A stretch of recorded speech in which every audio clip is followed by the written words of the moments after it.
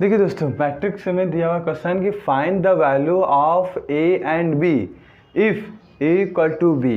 ए B की value find करना है यदि ए इक्वल टू बी दिया हुआ है, where A equal to this and B equal to this. तो जब हमको इक्वल गिवन क्या है तो पहले देखिए ए का ऑर्डर पेयर क्या है। तो ए का ऑर्डर पेयर क्या है 2 इंटू टू।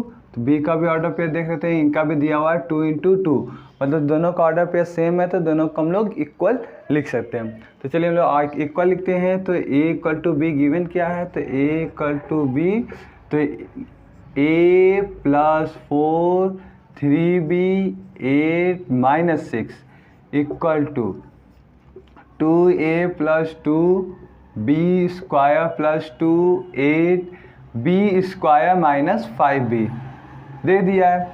तो चलिए अब इनको वैल्यू फाइंड करना है। इक्वल गिवन क्या है, तो पहले लेते हैं ए वाले वैल्यू में फर्स्ट रो फर्स्ट कॉलम क्या गिवन किया है इसका a प्लस 4, साइन गिवन क्या इक्वल का। तो सेकंड में भी फर्स्ट रो फर्स्ट कॉलम को लेंगे तो इसमें होगा 2a प्लस 2 हो गया। फिर इसका लेंगे फर्स्ट रो सेकंड कॉलम कितना गिवन किया है 3b इक्वल टू, इनका भी फर्स्ट रो सेकंड कॉलम लिखते हैं बी स्क्वायर प्लस 2 गिवन कर दिया है।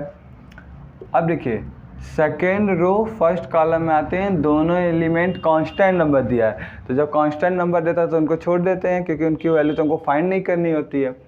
सेकेंड में आते हैं, सेकेंड रो सेकेंड कॉलम में यहाँ 6 दिया हुआ मगर यहाँ वेरिएबल टर्म दिए हैं तो लिख दें -6 is equal to B square minus 5b हो जाएगा। चलिए अब फाइंड करते हैं वेरिएबल टर्म। तो वेरिएबल टर्म में देखते हैं कि दोनों में a है ग्रेटर 2a है, तो इस स्मॉल वाले को इक्वल को उधर ले जाते हैं। तो इधर जाएगा तो 2a, ये प्लस है तो इक्वल को उधर जाएगा तो -a। कांस्टेंट टर्म 4 है, 2 को इधर ले आएंगे तो +2 इधर आकर -2, 4 में से 2 गया 2, 2a में से a माइनस करेंगे तो फाइंड हो जाएगा a, मीन्स a की वैल्यू फाइंड हो गया 2 हम लोग का। चलिए ये क्लियर हो गया। आते हैं b का फाइंड करने के लिए। तो देखिए इसमें गिवन किया हुआ है 3b equal to B square plus 2 और सेकेंड में B square minus 5b minus 6 दिया हुआ है। तो चलिए बी की वैल्यू बी स्क्वायर की वैल्यू यहीं पर फाइंड कर लेते हैं। तो बी स्क्वायर यहाँ पर आते हैं -5b को इधर भेजेंगे तो +5b इक्वल टू -6 हो जाएगा। तो B square equal to 5b minus 6 हो जाएगा। तो देखिए बी स्क्वायर की वैल्यू फाइंड हो गया तो बी स्क्वायर की वैल्यू इक्वेशन में पुट कर दे।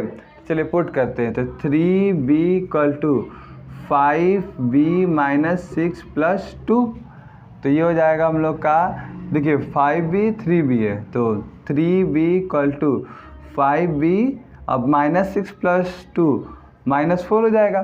तो 5b बड़ा है तो 3b को उधर ले जाते हैं तो ये हो जाएगा 5b माइनस 3b, -4 इक्वल के उधर भेजेंगे तो +4 हो जाएगा। तो 5 में से 3 माइनस करेंगे तो 2b इक्वल टू 4, अब 2 मल्टीप्लाई में इधर भेजेंगे तो डिवाइड में हो जाएगा। तो 2 से 4 करें 2 बार में 2 equal to b, means b की वैल्यू क्या फाइंड हो गया 2। ठीक, तो ये हम लोग का क्लियर हो गया आंसर।